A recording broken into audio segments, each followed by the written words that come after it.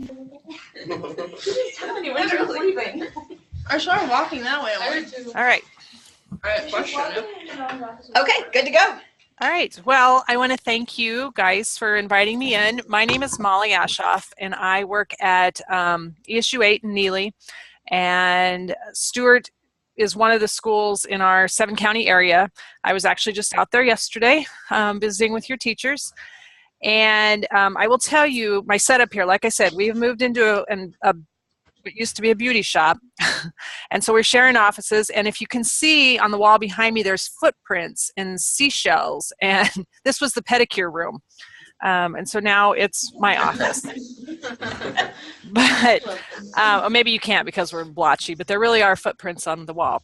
But I also have a monitor above me where I have you guys. And so if it looks like I'm looking up, that's why. But I want to share with you about this really, really cool project. And I was just sitting here thinking about how long ago it started. And I'm thinking about 5 years. Yes, yes. And I would like to say that it was this really, really cool brainstorming idea that come off in some faraway place. But Mrs. Larrabee was at a workshop, and I must have said something that made her think of something. And when she was ready to leave, she said, I have this cool idea. And I said, oh, sure, let me know if I can help. And it has grown into something that I think is amazing. Now, I don't know, have you given them this link? Oh, I got to share my screen, or you can't even see the link. I put the link in Classroom for them, so they will have access to it, but they currently don't have their laptops open. If you want them to, they can. Nope, that's okay. I'm going to share my screen so you can see what I'm talking about.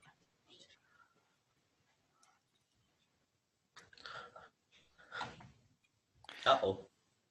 That's not what you needed to see. Bring all to the front. You got to be smarter than the computer because you're just seeing a busy. It's really comforting though because my desktop is as messy as that, so it's really comforting. Now, do you see that? Yep. All right. So this Google shortener will take you to this document. You have access to it all the time, and there's going to be a lot of links on there that I got to try and get you guys big again so I can see you. These links will take you to places that might help you in your searching. Give me 1 second. My screen went small.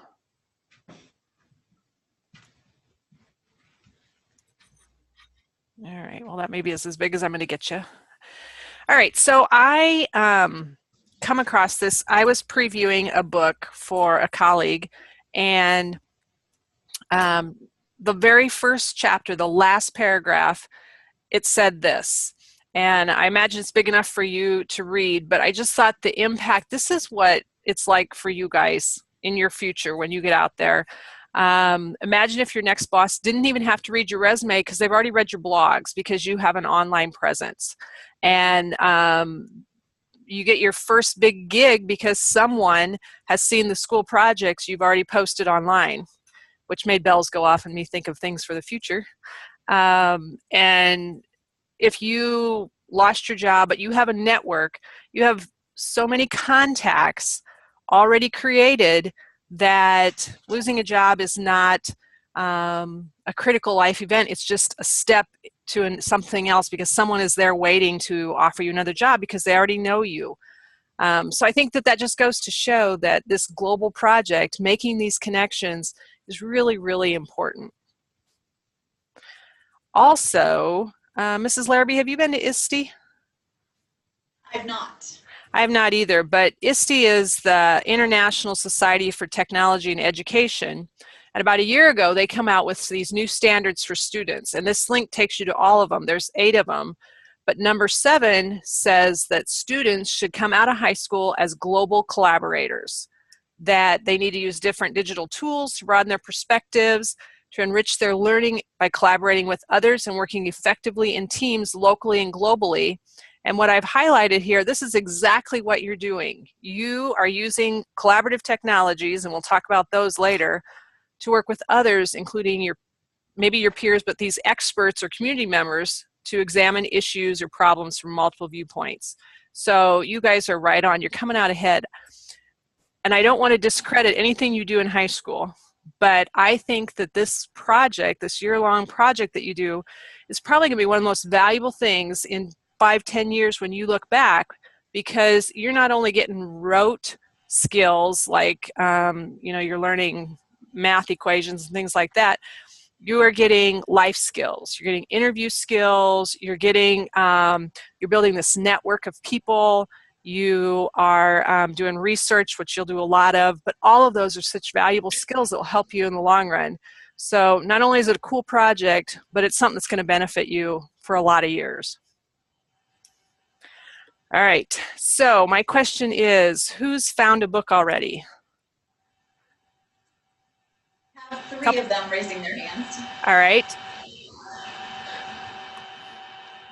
When you are looking for your book, or you start reading your book, there's some things I want you to think about while you're reading, because that'll make this project easier. Because I know that Mrs. Larrabee has told you that just contacting the author probably isn't going to happen, especially if they're a well-known author. Those are pretty busy people. So when you're reading, think about who or what you could connect with. When I say what, it could be an organization or something like that. Think about, is there an underlying theme? So I read The Notebook, and I know that that's by Nicholas Sparks, and that'd be great to connect with him, but that's probably not going to happen. So is there an underlying theme? Is there something happening in the book that makes you question why it's happening, or you want to know more about it? Maybe you there's something in there that you never heard of, and you would like to pursue that interest. So think about those things, so that when you do finish your book and you start to look for someone to connect with, you already have some ideas rather than just the author. And I'm not saying you can't. You might be able to connect with an author, but it's probably unlikely. So researching is a big deal, and how you do that will make a difference. So has anybody heard of, see if I can pull this. Did you see this pop up here? Yes. All right. So have anybody heard of the book, The Immortal Life of Henrietta Lacks? I hope they say yes, because for an entire school year, I think when they were sophomores, I had a poster up on my wall that featured that book, and I'm holding it in my hand. So I hope they say yes. Yeah. Mrs. Larrabee, have you read the book? I have read part of it. I have not finished it. I haven't read it, and I keep, every time I see it, I'm like, oh yeah, now they're making a movie of it. But so let's pretend, we're going to pretend this is the book we read, and someone could still take that opportunity and read this book if it looks like something that would be interesting to you. So in my search box, I just typed in the name of the book. That's a great place to start. And this is what come up. Rebecca Skloot is the author. And so if you look just down a little bit, the book that Ms. Larrabee has a different cover. This one is the cover based on the movie. They always change those up. But let me click here and let's see if we can just learn a little bit about the book.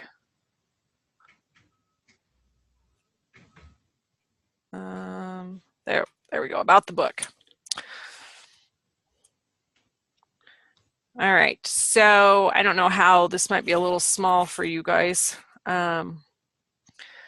but Henrietta Lack became known to scientists as Gila, and she was a poor black tobacco farmer who they took her cells, and they used her cells to experiment and do research that developed all of these great scientific medical things. They created polio vaccine, cloning, gene mapping, in vitro fertilization, a lot more.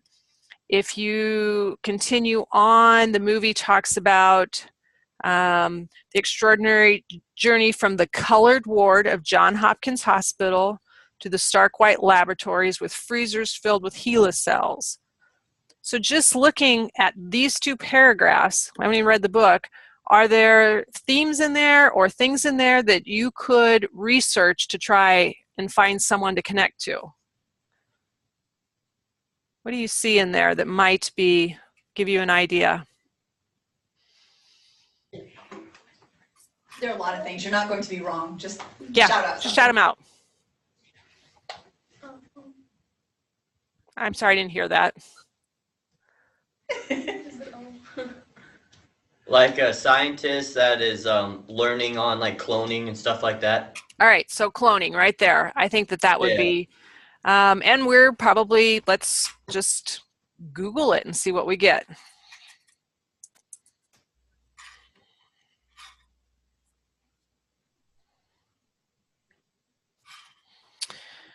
All right, fact sheet, Wikipedia, learn genetics. What is cloning? Well, the history of cloning, that might give us something. Let's just start with one of those. All right, so this is coming from the history of cloning. Going to give you a little bit of an idea here.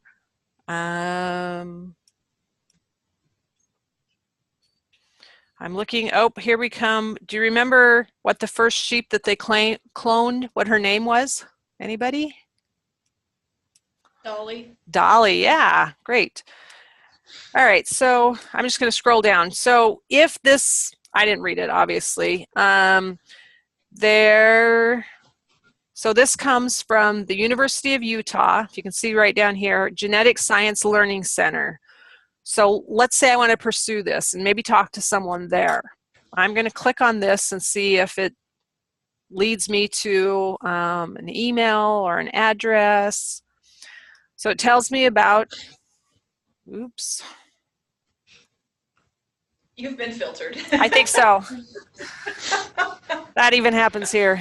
Let's see, let's try it one more time and see if it goes through. Long enough? Okay.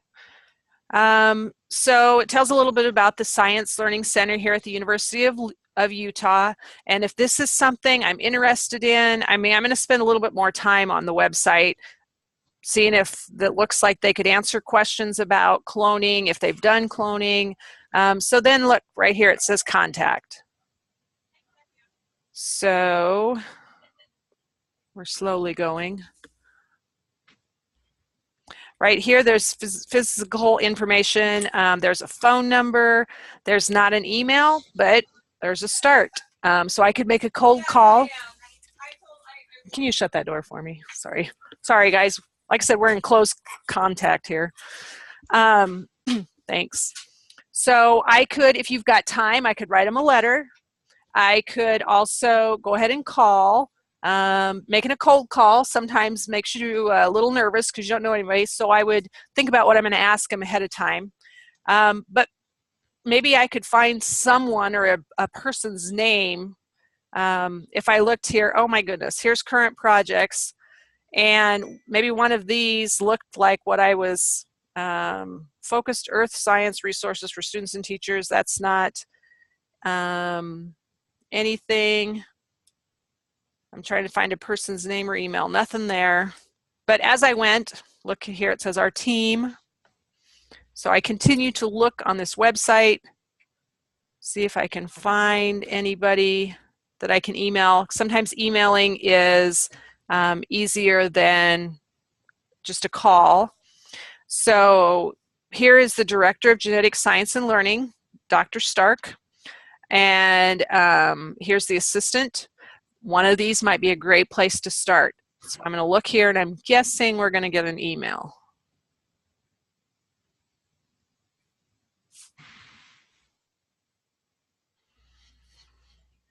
A little bit slow on the internet side of things. All right, it talks about her.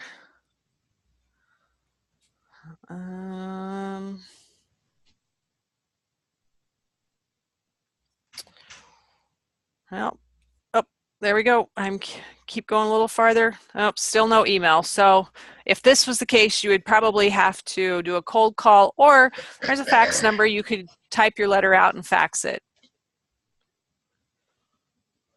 But from the word cloning, we now are connected to a research lab that does cloning, and I found someone to contact. We also mentioned that there was Dolly. I think it was that way. Oh, no E, Dolly the sheep. So maybe I look the life of Dolly. Beautiful Dolly. And I look on this page. Once again, I want to know more about the original cloning. Here's a contact page. I can follow them on Twitter. Here's an info contact. There's 2 of them. And so sometimes the contact information is that easy to come across. But it basically starts with you having an idea of who you want to connect with. So when we first started doing this, I had students that would email me, and I know you've heard about the dreaded email, and we'll get to that in a minute, but they would say, I read this book, who can I connect with? And so I would sit down and research the book. I haven't read them, all of them, and I was doing all this research. And so now I'm putting it back on you guys. So you need to do some research. If you're having trouble finding someone or finding someone to connect with what you want to focus on, then I'm happy to help you. And especially if you want to go truly global, like outside of the United States, you might not have any of those kind of contacts.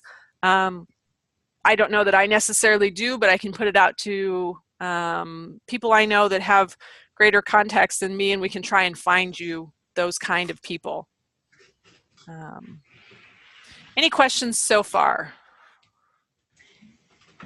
Molly, I'm going to just jump in here and tell them the Nicholas Sparks story that you usually tell, because the very first year that we did this, a student did read a Nicholas Sparks book, and they wanted to connect with Nicholas Sparks. And so they just sent Molly an email saying, I want to connect with Nicholas Sparks. And she had quite a chuckle in the office about the fact that this student just thought that she was just able to whip up a connection with Nicholas Sparks, that like she knew him personally or something, and she was just going to be able to get this connection to happen. And what we wound up, I think, Molly, what you wound up finding for that student was a school in North Carolina. Am I correct with that? Yep, that is right. That was the first email I got. So I really hadn't even realized that you were doing the project. And since we'll talk about emails, we'll get into those. They didn't preface what they were doing. So I don't remember if this is the same one that said, hey, Mal, but it's not. It's a different student. Okay. He just said, can you connect me with Nicholas Sparks? And I'm just laughing because I don't know why, because I didn't realize that the project had started or anything. And so I'm telling the people in the office, I'm like, oh my God, this kid wants me to, connect him with Nicholas Sparks. I don't even know who Nicholas Sparks is. But through that, I learned a lot, because Nicholas Sparks actually was born in Nebraska. Did you know that? He is a track star. He coaches track, volunteer coaches track at his kids' high school, which is in North Carolina. And so we found a school close to the size of the school that his kids go to in North Carolina that made a connection. And the kids just kind of shared what life was like in rural Nebraska as compared to life in rural North Carolina. It was a great connection.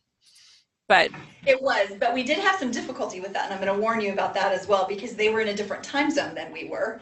And so our initial attempt was frugal. It did not come to fruition, because our initial one, we were on different time schedules. We said 11 o'clock and they thought 11 o'clock their time. We thought 11 o'clock our time, and 11 o'clock our time is actually 12 o'clock their time. So we were missing them by an hour. So they'd already been on. And so we wound up, I believe, giving up our lunch hour maybe the next day or something to connect to them because of the time change. So that's one thing, as you're making connections, please make sure you know and you say, I'm in Central Time, and if they are in a different time zone.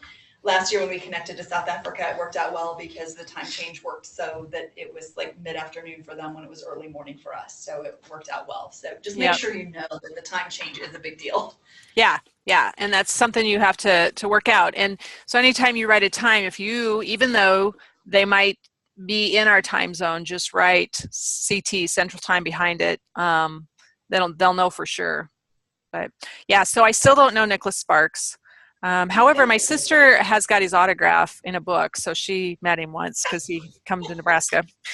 That's my only claim to fame with him. But other things, you know, with that, I had no direction. But once I visited back and forth with the student, we come up with maybe something in North Carolina.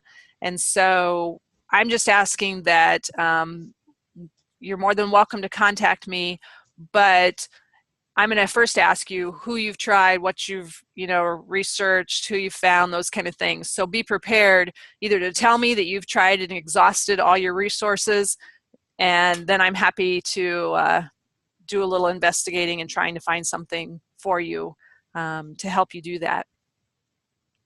All right, these are just how to find these people. Like I said, those, when you're doing research, if you click on this first searching tips, it talks about, this is just good info to have, when you type in up here, like to search something, if you use quotation marks or if you use a minus sign or all those good searching tips, it tells you what that will do. If you use quotations, then it'll search the exact words in the quotations. If you use a dash sign, so let's say I'm studying or I wanted to research Mustang, but not the cars. So I type in Mustang minus Ford, then I'm not going to get anything about Ford Mustangs. It's all going to be about the animal or so forth. So just good searching tips that you can check out later. Another place on how to find these people is through social media. If you use Twitter, ask it out. I connected kids to a teacher in Japan, some elementary kids in verdigris, because they wanted to make that connection. So I just sent out a tweet to my network. Does anyone have a connection in Japan that could connect to these kids? And within 2 days, I had several teachers, and there was one of them willing to get up at 4 in the morning to connect to those kids. But so if you don't have that big a network, we can sure help you with that. This Skype in the classroom is a good way to look because, check my time here, they have experts. I'm just going to click there really quick. And my really quick is not so quick as it used to be. But the new and improved, when you get moved, will be fabulous. It will be, with just patience. But it's got pictures here that's not loading. But one of the, it says it's loaded. Let's try it again. It has Connect to Experts, basically, is one of the deals under virtual field trips. Let's go in the same spot. So let's go. It's going to Microsoft. Anyway, maybe I need a new link. I'll check that. It has Connect to Experts, and so people put their name up there. They say, hey, I'm a scientist in Colorado, and I would be happy to meet with classes or students. So you can look through that list and see if there's someone that matches what you're looking for. Maybe you'd be surprised. Your parents or teachers might have connections to someone. And then I just found this because I was on a global collaboration day, just like this on my computer, and I was meeting with, there was a teacher in Egypt and England and places, but I found this. So here, if you truly want to go global out of the United States, there's a couple different websites here that might help you find someone to do that. And there's that Skype again. So I just threw that in there. That might be someplace to look. All right, let's talk about the emailing. So it is a formal letter. It's not a text. So the one dreaded email that I got was written in text form, and it literally said, I wish we'd have screenshot it or saved it. It'd I be wish we wanted it'd be a to. perfect learning tool. But it said, "Hey, Mall, no punctuation, all lowercase." I read, I don't remember, maybe it was Dean Coote's book or something. Can you I find? think they read I think it was a Gary Paulson book. Oh, okay, it was the Gary Paulson one. Yep.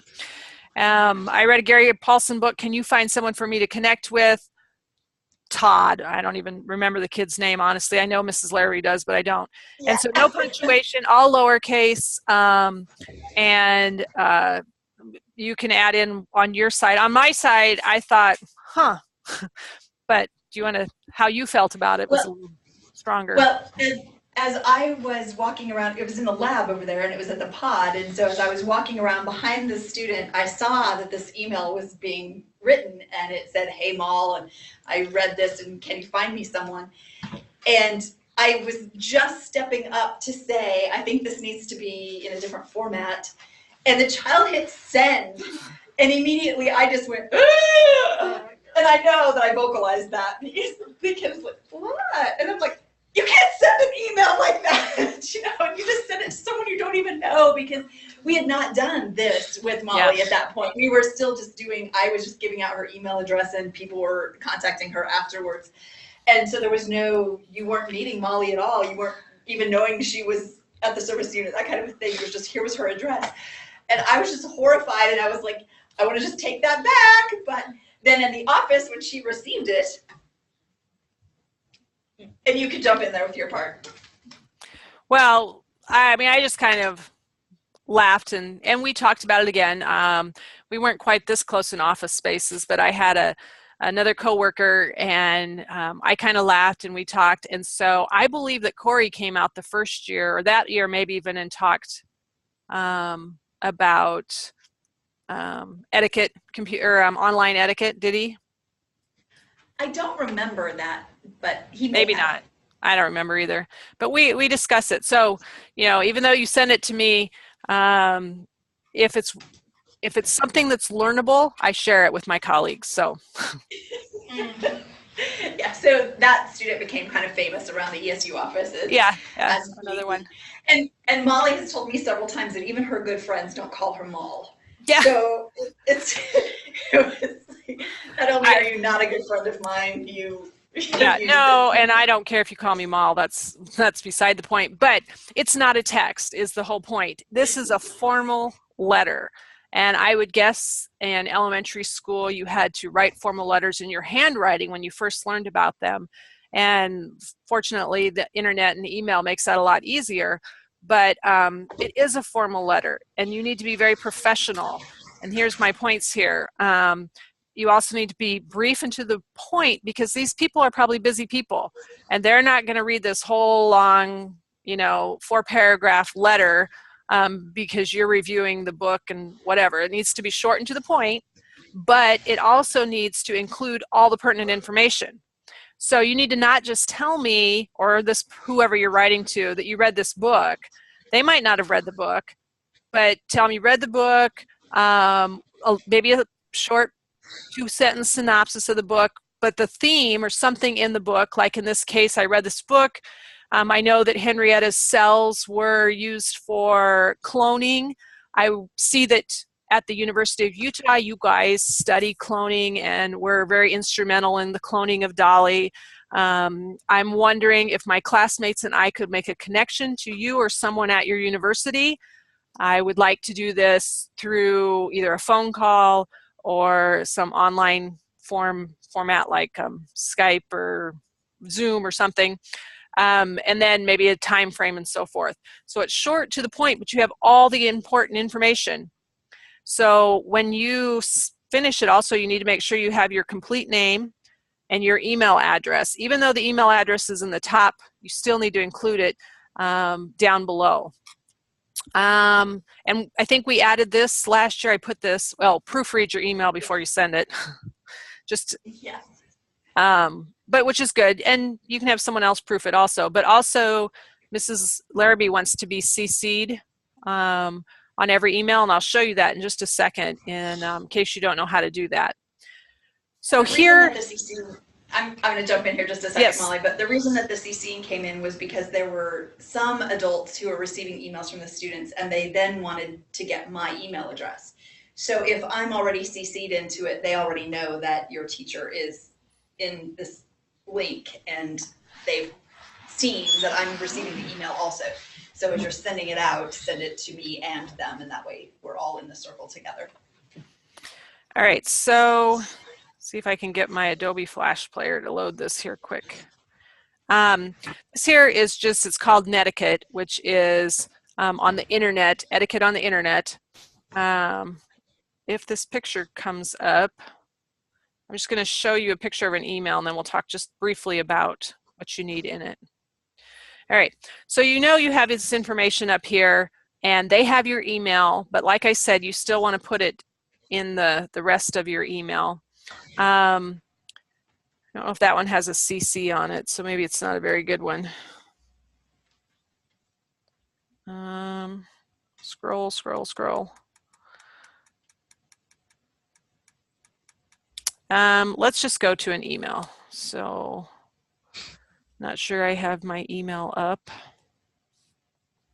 Give me 1 second. Oh, here's a sample email, better yet.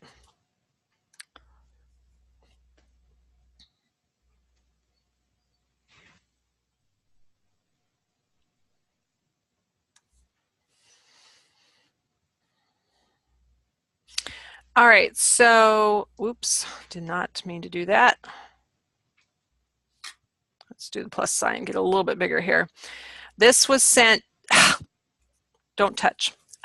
Sorry, making you sick over there. This was sent to, I don't know who, but I put their email in. Right here where it says CC, this is where you would put Ms. Larrabee's email in. And make sure you put an idea, what you're interested in, or why you're contacting them. So I'm interested in learning about the bird flu. So it's a letter.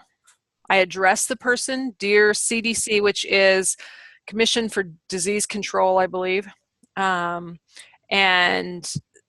it's just proper letter etiquette, double spacing, those kind of things. If you're not sure, Google that. What is the proper letter supposed to look like? Or write it in, I don't know, you guys have Word? Or Yeah, Google Docs is what. Google Docs has a primarily letter we're using. template. Google Docs has a letter template. Put it in that first and then copy it over. So I introduced myself. My name is Molly Ashoff. I'm a senior at Stuart High School, and you guys have access to this, so you can use it as a guide. In my senior English class, we have an assignment to read a book and then make a global connection to someone based on the theme or possible questions we might have about the topic of the book. Make that better for you. I read the book Reckless Creed by Alex Cava, and in there is a pandemic of the bird flu, and it is a new strand. I know the book is fiction, but I do have some questions about the infestation of migratory bird flocks with the bird flu virus. So that kind of summed up so they understand what you're doing. So then I asked my questions. It says, oh, in the book, the birds died in the air as they were flying. So they were dead before they hit the ground from the virus. My question is this, could this really happen? If so, what measures does the CDC take to control such pandemic outbreaks of such a virus? So I'm wondering if you'd be able to virtually visit with my class and me sometime. I have numerous technology options that could make this happen. If you have time, I'd appreciate a response as your availability to meet me, along with your availability to meet with me. And then I have my name, my address, and I would go ahead and put the school's address, school's phone, your cell if you want them to contact you that way, however you want to do it, maybe Mrs. Larrabee's, whatever. So they have those options. It's short, it's sweet, it's to the point, but they know exactly what you want and whether they can be the person to help you. Anything else on the emails? Mrs. Larrabee, anything? I think we're good with emails. All right, there's a couple other things here you can look at later. So once you've found that person, made a contact, talked about a time, you're in the same time zones, then they want to know how to connect, because you're going to connect virtually. And so there's a lot of options. You guys have that great distance learning cart in front of you. It has a great camera on it, all those kind of things. And so I would suggest that if that person on the other end has a computer with internet, a built-in camera and microphone, that they do a Zoom connection just like we're doing now. So they'd be at their computer, but you guys, they'd be able to see you well because you guys have the nice camera and equipment there. And so I know that Ms. Larrabee has a Zoom room. If we need to brush up on that again, I can help her with that. Some of them might be able to connect to you just calling into your cart, but I doubt it. And there's always Skype. I know you've done Google Hangouts, those kind of things before. So we'll get that figured out. And I am more than happy to help you figure out the technology part along with other things. But my email is right there. You can just email me if you have technology questions, or if you have questions on who to connect with or trying to find someone. But make sure you let me know what you've already connected to or tried to connect and find. All right, so Molly, you make the... Go ahead. Sorry, our deadline for this is still the end of third quarter, so that would be like January through March when we would do primarily most of these. Okay. So my encouragement to you guys as students is not to wait until mid-March and say, oh my gosh, I've tried all these things and I couldn't find anyone, and then poor Molly has one day to find you someone. That's not a fair job for her to have to do. So if you're trying things, try them now. Yeah, is it fair to say that there are students that waited too long and didn't get a full grade because they never made the connection? Yes, absolutely. I did have, yes, there was a pretty high percentage last year of students who did not complete the interview part of, they didn't make a connection with anyone and they did not get the interview done. And it affected their grade. Absolutely. So it's, and I tell you, that's really the best part. I know it might be kind of scary, but if we have a time, we'll just kind of share a few different connections that have been made that it's just a really, really great opportunity. So I don't want you to fall short of that. So please reach out and be vigilant. So start doing your homework now, reading the book now, don't wait, those kind of things. All right, so you make the connection, you have to do an interview with that person. Sometimes it's just a phone, sometimes it's face-to-face like this, but the most important part of interviewing is being prepared. So you as the interviewer, you have to do a few things. And so I think this is one you added this year. Is that correct? So yeah, we did it last year, but we didn't have it on the sheet last year. Okay, so. Okay. So you have to preview your book with your class, and so before the day, so they have a little idea of what your book is about. And I don't know when and how you do that, but that's one of the things. You have to have questions made ahead of time, because it's really hard to come up with those when you're put on the spot. So I would have a good list of questions ahead of time, and I know that your students, the rest of the class, needs to come up with some questions also after they've done the book preview with you. And make sure your questions are open-ended questions, not yes and no questions. So if I was asking that scientist at CDC, can birds really drop from the sky because they have the bird flu and be dead when they hit the ground? That's, well, yes or no. But then I need to follow up with, well, why? How does that happen? How is that possible? Or ask the question that I followed up with, so what measures does the CDC have in place to protect from pandemics like that? Well, that's not a yes or no question. They have to have an answer. So those are the kind of questions you need to think about writing.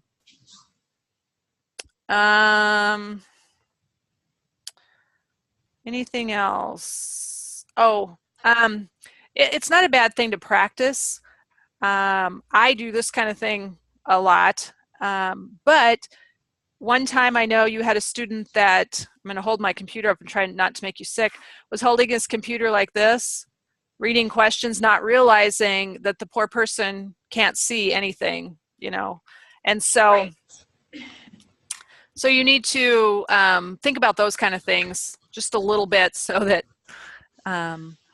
it's once again professional. It's way for them to look and see what kind of a person you are in your school is. And so you want to make a good impression on them. Yeah, the student that was interviewing and had their camera of their computer set to face the ceiling, it was in the lunchroom. And so the poor person was just looking at the ceiling of the lunchroom during most of the interview before we realized what they were actually looking at. So they couldn't see the interviewer at all. All they could see was the ceiling in the lunchroom. Didn't say anything. They never said anything. Oh. They never said that it was a horrible view. Yeah. Yeah. One thing, if you are connecting through a computer, just let me know ahead of time. I know Tanya from our office comes out there every Monday. The band comes on Tuesdays, but we will get you, there's an external camera that you just plug into your computer so they can see everybody, so it's better than, and then that way too, you can be over here asking your questions, looking at your computer, and the camera's not shining on you, it's shining on your whole class, or things like that. So it'd kind of be like the situation you're in now, but it connects to your computer.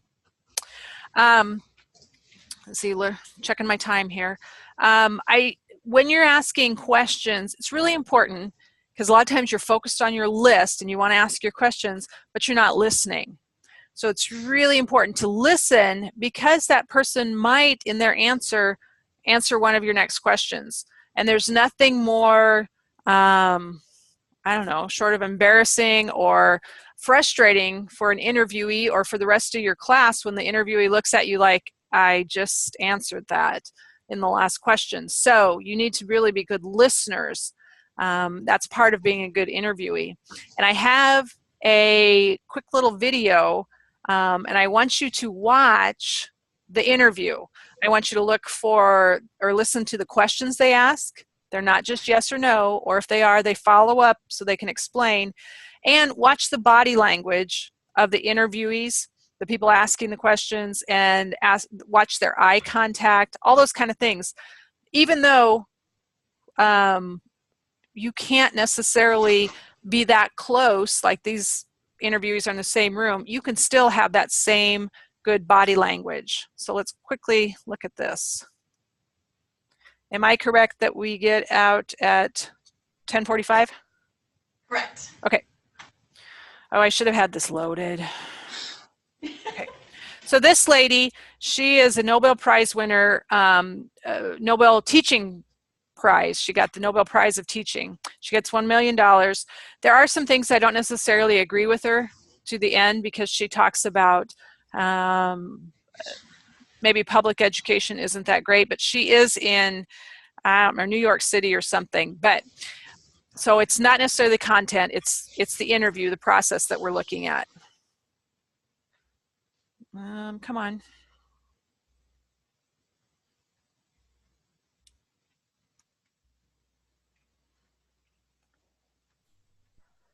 Here it comes.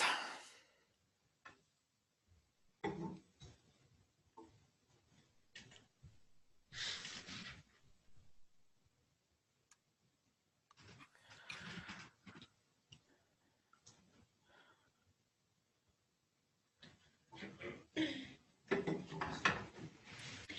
you guys have any questions? Oh. Advertisements.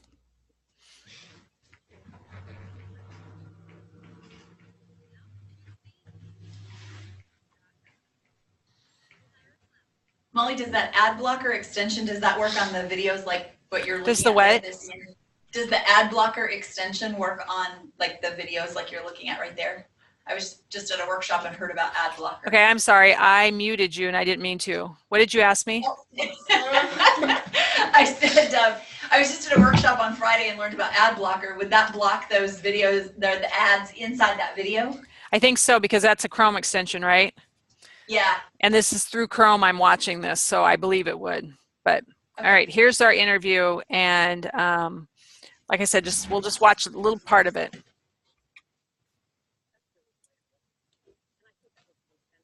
Thumbs up if you can hear okay.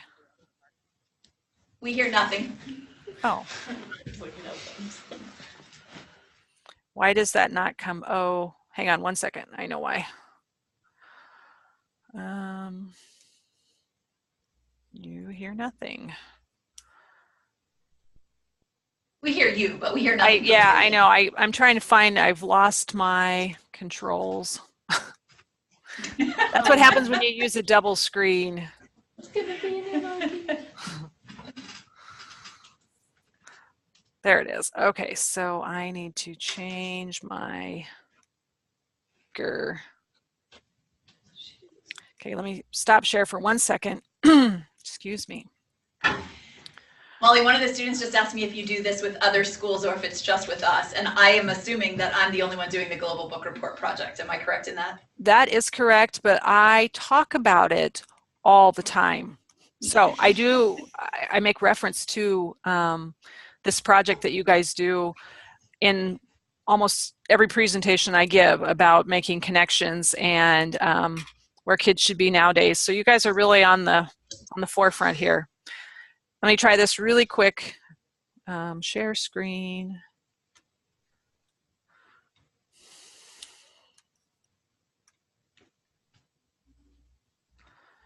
All right.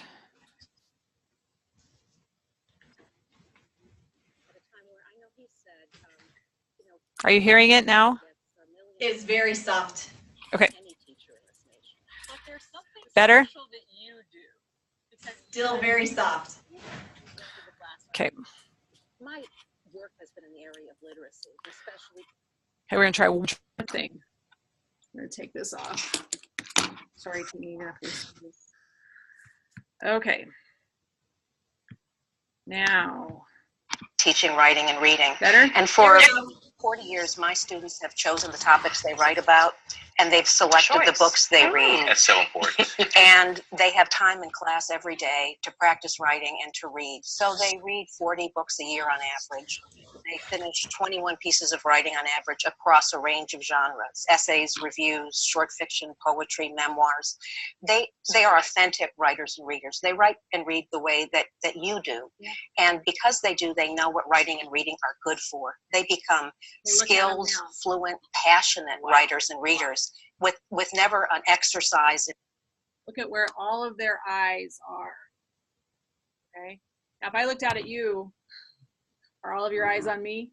Probably not. But that's really important to show them, that's right, the respect of their time. Is in sight. You won $1 million. And this is what we need to really highlight. This is what a spirit of a teacher truly is about. Giving, giving, giving. You're giving the $1 million to your school. A school which you founded. Yes. Back in 1990. Yes. I have everything I need, but my kids don't have what they need. And the school doesn't have what it needs, including 2 new boilers, 2 furnaces. All right. Did you see their body language? How they're looking and they're pointed towards her. These are all things that not necessarily just in this interview, but the rest of your life that are important. And so, once again, it's not the content here, the questions, they ask questions that she had to take time to answer, more than a yes and a no, and explain herself. And they are all very, very engaged in listening to her answers. And their questions built on what she had to say. So you can finish watching that if you want. It's in here, and but it's really important that interviewee feel that their time is respected by you, that it's important enough for you to give them your full attention. And the last thing that I believe you added last year that I just threw in here from our email is write a paper that includes the what did I learn from the interview. Is that correct? Right, kind of a process paper, like what was the process that I went through, so that we have all of, like, you're going to be writing a reflection of how it went, but the process of what did I learn through that, that's the other piece that I'm interested in. And also it will help, Molly gets a list, I have you fill out a Google form survey at the end that she has access to the results of that, so that she has a list of the interesting places that we've interviewed and the people and the connections that we've made, so that as she is going out to her conferences and things and sharing this project, she has the actual, they connected with, and they connected via distance learning cart, or they connected Zoom room, or they connected FaceTime or whatever, so that she has authentic answers to questions when they're asked at the conferences that she's speaking at. All right. Well, good luck. Thank you for listening. Remember, my email is right in this document that you have access to. And happy reading. And last year I got to sit in on some of them, and I really appreciate that too. Maybe you just let me know what you're doing. I like to know those things. So thank you very much. Thank you, Molly. Thank you. Bye-bye. Bye.